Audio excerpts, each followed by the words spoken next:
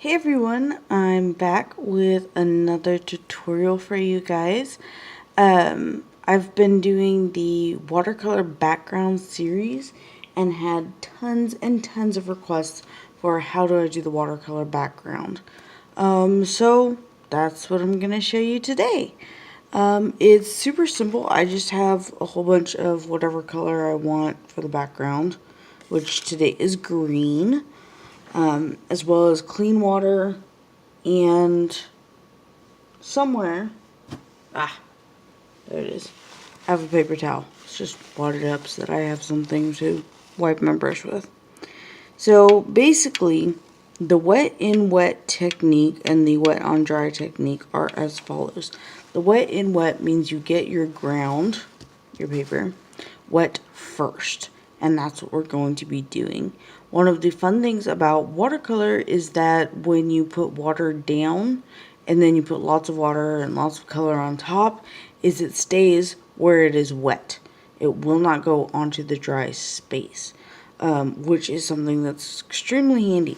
As you can see, I've marked out where I kind of want my border to be so that I don't go over that. And so I'm just going to dab my gigantic paintbrush into the clean water and just, boop, I'm going to hit my camera. That's what I'm going to do.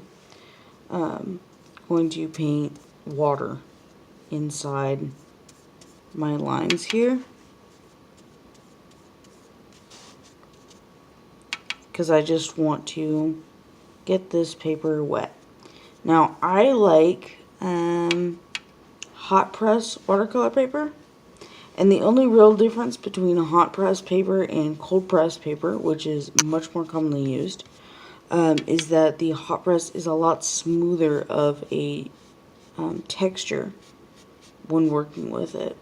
As you can see, my brush is leaving like little bristles everywhere.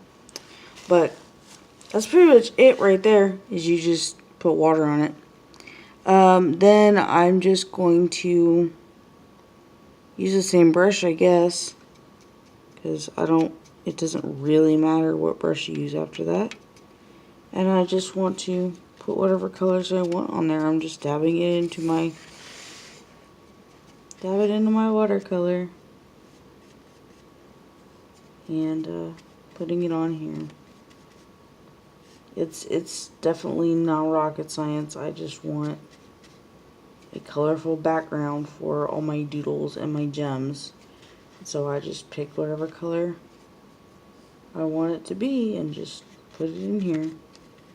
You can add more water if you want. There's different texture techniques I believe you can do, like putting salt on your background and stuff like that I've heard of. I haven't done them because I just didn't have any desire to. I'm going around the edge here just to keep it. I want the color to go all the way to the edge. So, and that's literally it. Like, I know everybody wanted like some kind of like in-depth magical thing that I did, but it's not magical or in-depth. I'm sorry. I mean, I can like throw some confetti or something. Maybe. I don't know. But yeah, it's super easy, and that's my background.